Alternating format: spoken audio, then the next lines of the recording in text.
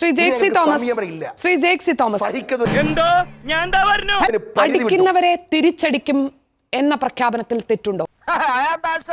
അത് ഞാൻ ഏകപക്ഷീയമായി ഇപ്പോൾ പുതുതായി ഉത്തരം കണ്ടെത്തേണ്ട ഒരു ചോദ്യമൊന്നുമല്ലല്ലോ. നമ്മളുടെ മുമ്പിൽ ഒരു പൊതുബോധമുണ്ട്, പിന്നെ ചിന്തിക്കുന്നവർക്ക് യുക്തിയുമുണ്ട്. പോയിന്റ് എങ്ങനെയാണ് ഇത്തരം മർദ്ദനങ്ങളെ സ്വീകരിക്കുക, അതിനോട് നമ്മൾ പൊതുവിൽ സ്വീകരിക്കേണ്ട തിരികെയുള്ളൊരു സമീപനമുണ്ട്. ഇതിനെയൊക്കെ സംബന്ധിച്ച് നമ്മുടെ നാട്ടിൽ പക്വതയുള്ള രാഷ്ട്രീയ നേതൃത്വങ്ങൾക്ക് ഒരു ധാരണയുണ്ട് എന്ന് തന്നെയാണ് ഞാൻ മനസ്സിലാക്കുന്നത്.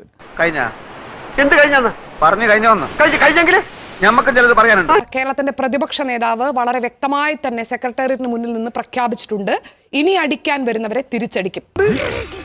ചുമ്മാ പറഞ്ഞായിരിക്കുമല്ലേ? ചുമ്മാ പറഞ്ഞതാ. അയാൾ ശരിക്കും പറഞ്ഞതായിരിക്കും. അയാൾ ചെയ്യുമെന്ന് പറഞ്ഞ ചെയ്തിരിക്കും. അങ്ങനെ അടിക്കുന്നവരെ തിരിച്ചടിക്കുന്നതിൽ തെറ്റുണ്ടോ? അതൊന്നും എനിക്കറിയാൻ മേല. അപ്പോൾ എനിക്ക് തിരികെ ഒരു ചോദ്യമുണ്ട്, കൊല്ലുന്നവരെ തിരിച്ചു കൊല്ലുന്നതിൽ തെറ്റുണ്ടോ? അങ്ങയുടെ അഭിപ്രായം എന്താ?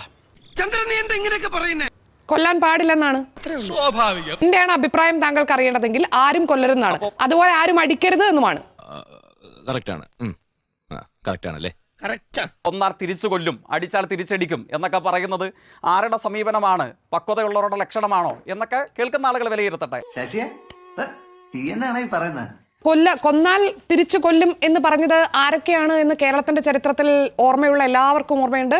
ഇതൊന്നും ആർക്കും അറിയില്ലെന്നാ വിചാരം. കൊല്ലുന്നവരെ തിരിച്ചു കൊന്നതാരാണ് എന്നും നല്ല ഓർമ്മയുണ്ട്. ശ്രീ ജേക്സി തോമസ്, നല്ല ഓർമ്മയുണ്ട്. അയ്യോ, ഓർമ്മിപ്പിക്കല്ലേ പൊന്നെ. കൊല്ലുന്നതും അടിക്കുന്നതും ഒരുപോലെയാണെന്ന് എന്തായാലും ഞാൻ വിചാരിക്കുന്നില്ല. ജയ്ക്ക് അങ്ങനെ വിചാരിക്കുന്നുണ്ടോ? കുഴപ്പമൊന്നുമില്ലെങ്കിൽ അതെ, അല്ലെങ്കിൽ അല്ല. ശ്രീ ജേക്സി തോമസ്, അപ്പോൾ ഹെൽമെറ്റ് ഉപയോഗിക്കുന്നതും പട്ടിക ഉപയോഗിക്കുന്നതും അങ്ങനെ തല തല്ലി പൊളിക്കുന്നതൊക്കെ വലിയ കുറ്റമാണ് അല്ലേ? താങ്കൾ തന്നെ ഹെൽമെറ്റും പട്ടികയും ഉപയോഗിച്ച് തല തല്ലി പൊളിക്കാൻ ശ്രമിച്ചു എന്ന് ആവർത്തിച്ച് പറഞ്ഞതുകൊണ്ടാണ്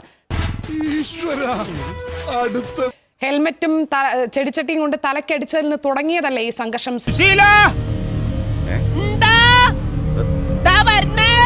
എല്ലാരും വിളിച്ചു. അങ്ങോട്ടും ഇങ്ങോട്ടും മർദ്ദനം ഏൽക്കുകയും ഏൽക്കുകയും ചെയ്യേണ്ട വന്ന അനുഭവങ്ങൾ ഒഴിവാക്കപ്പെടേണ്ട അങ്ങനെയല്ലല്ലോ മുഖ്യമന്ത്രി പറഞ്ഞത്.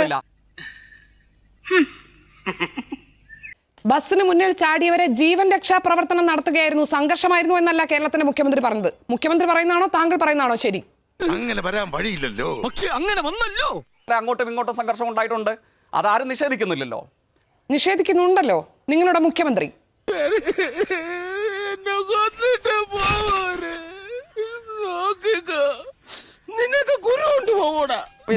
യൂത്ത് കോൺഗ്രസ് എങ്ങനെ സമരം നടത്തണമെന്നും അവരുടെ സമരത്തിന്റെ മുദ്രാവാക്യം എന്തായിരിക്കണം എന്നും തീരുമാനിക്കാൻ ഞാനോ താങ്കളോ ഒക്കെ ആരാണ്?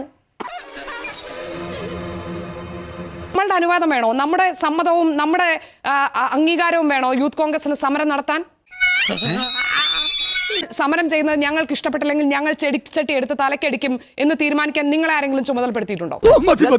ഇനിയും കേൾക്കാനുള്ള മുസ്ലിം പോർ ഇദ്ദേഹത്തിനില്ല. അപ്പൊ എല്ലാം പറഞ്ഞ പോലെ